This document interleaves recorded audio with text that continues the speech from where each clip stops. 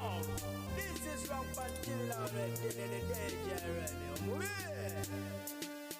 Kufifije kuoli atenga ngamba nti hokola chamanyi nyonyini dala muganda wange gwena haje komideko gwe yakatoyinga ke kintu kimchoka kya kubanga onyige pesa elyo heri ya subscribe atasigalinga wekomideko munange atenga tukwanirizako mukade kano kenyini ya kubanga atenga kutwala mawulire gaffe genina obagendese watenga omwereza wonsigala nze Fifije the news anchor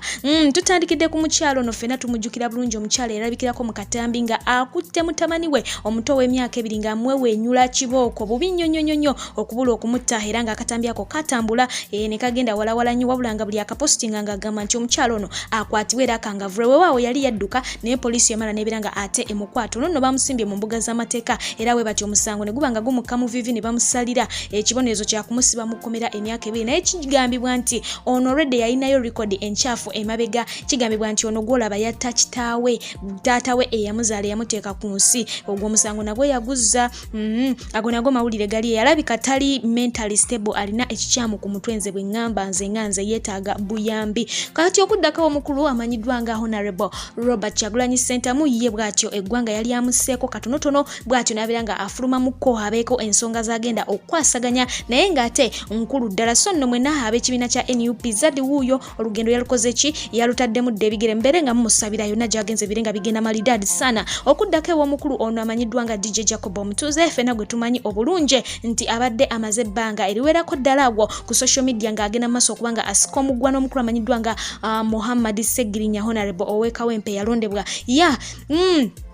omukulu ono yagenda n'avaayo olunaku lwe bakwata Honorable Ssegirinya ne babeera nga bamugalira n'abakobaka bwe yaleka ku social media nga atulaga nti wadde babadde tebakwatagana mu ngeri emu oba endala naye ekyo tekimugaana kubanga ate munange alowooza ku bulungi bwa Ssegirinya olw'ensonga nti Ssegirinya ye muntu aleka okwefaako ate n'abeera nga afa ne ku ballah era n'agamba nti agenda kukozesa akadde ak'ebiseera bya Easter bw'ati abeere nga munange agendako omukomere ye ekitalya gye bagalidde omukulu oyo Honorable Ssegirinya abeere nga naye amukyalirako jjukira nti ebimu ku ebyo ebintu Honorable Ssegirinya byazenga akolanga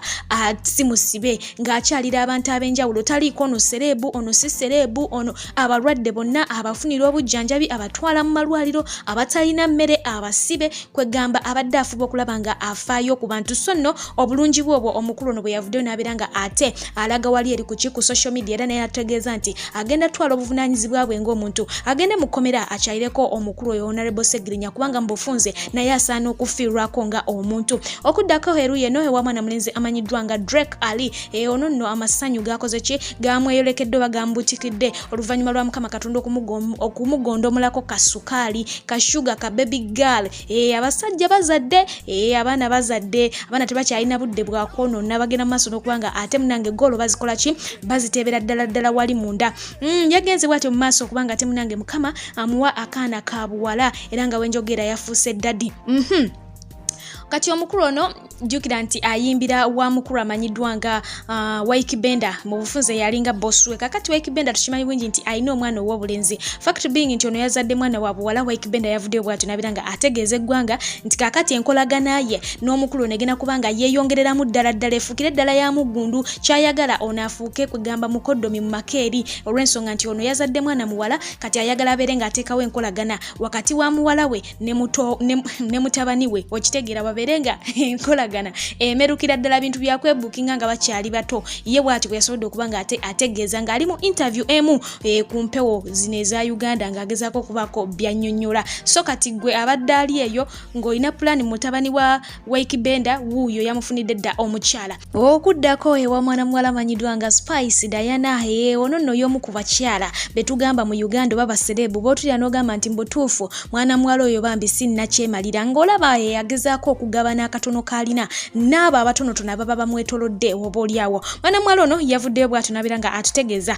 nti yagenze mu kivulu ky'omukyala kibatesitese ky'omukyala Evelyn Lagu okubanga bataasa obulamu bwe bw'atyo n'abeera nga abuukingayo emmeeza za bukadde 2 mu VIP asobole okubanga munange sente ezo bakola ki bazisondasonda ziwere babeere nga omukyala bamujjanjaba omutima gwe gubeere nga munange gudda mu nteeko so no Spice Diana weebale nnyo olw'ekyo kye wakoze nammwe mwenna abazze musondo okuvira ddala emabega mwebale nnyo so katusabe ziwere operation ebeere ng'ate egenda malidadi sana Ate ye mwana mulenzi amanyiddwa nga Kigundu Bruno muyite Bruno K bwatyo naye yagudde mu bintu era bwatyo n'avaayo n'abeera nga atulaganga amasanyu we gamubuganye oluvannyuma lwa kampuni emanyiddwa nga Big Win eya betting bwetyo okubanga emusayininga abeere nga ate abendosinga so nno mwana mulenzi naye bwatyo yaseredde n'abeera nga agwa mu bintu ebyo ate si ye yekka yagudde mu bintu ennaku zino nkugambye abaana basayininga kumu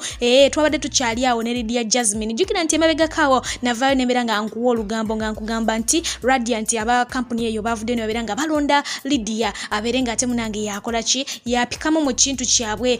bwatyo olunaku olw'eggulo yavuddeyo nga musanyufu byansuso ng'amaze okuba nga ate contract agikola ki agisayiningira ddala bulungi era nga kati wenjogerera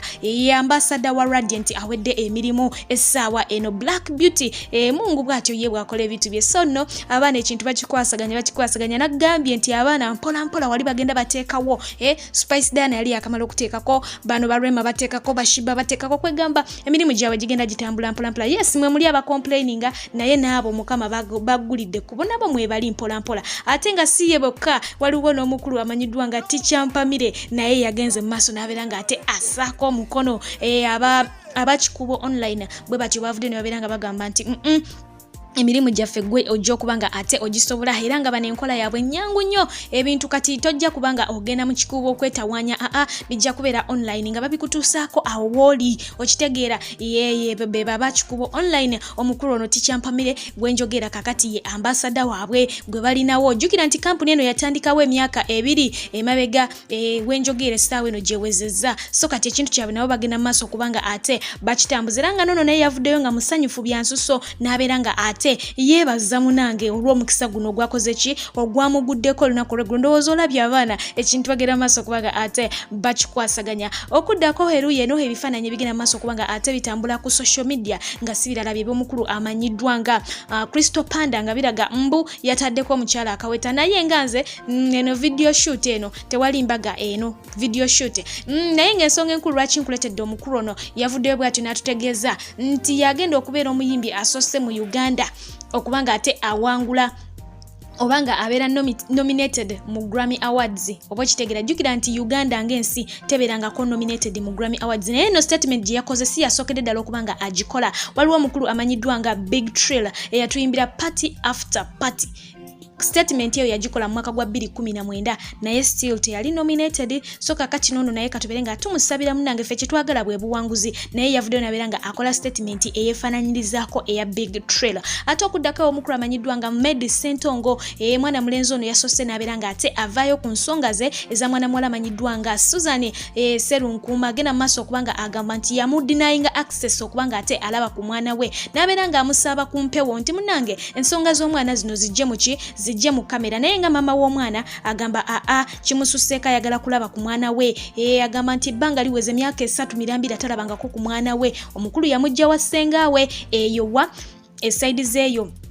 nga ewa Bobi Wine ye Kamokya gye yamujja eyo wali offices za Nuupu n'abeera nga amutwala munange okuva ne kwolwo omukyala yali agenze kola agenda okudda ng'omwana bamututte bamutwala ku myaka 3 saawa eno omwana alina emyaka 6 tamanyi mami afaanana atya wano nno we yakooledde omukyala amanyiddwa nga Nakiwala Kiyingi Minister of State for Youth and Children bwatyo n'abeera nga ate ayingira mu nsonga zino era nga ye yategezezza omukulu ono nti abaana omwana oyo bamuzaala bombi so bamuyinako obuvunaanyizibwa wadde nga bayinamu enjawukana ng'abantu omwana ye tebamukola ki tebamumma mukisa gwa kubanga ate alaba ku maama we okitegeera so ye bwatyo n'amaliriza nga asuubizza mwana muwala nti ensonga ze zigenda kubanga ate zigguka bulungi olw'ensonga nti agenda kugenda asinkana omusajja ono oba omwami ono Medi Sentongo babeere nga bakyogerako babeere nga bonna omwana basobola okukola ki okumulabako buli omu wabeera nga ate yeetaagira olwakuba nti omukyala naye agamba nti naye kati essaawa eno akola akasente asobola okuba nga alabira omwana we naye ye minisita agamba nti nedda mwena mulina okuba nga mumuyinako access kubanga mwamuzaala mwembi munzikirize mbeere nga ate mbasibulira wano hatakuumira mpeera bankumire mweraba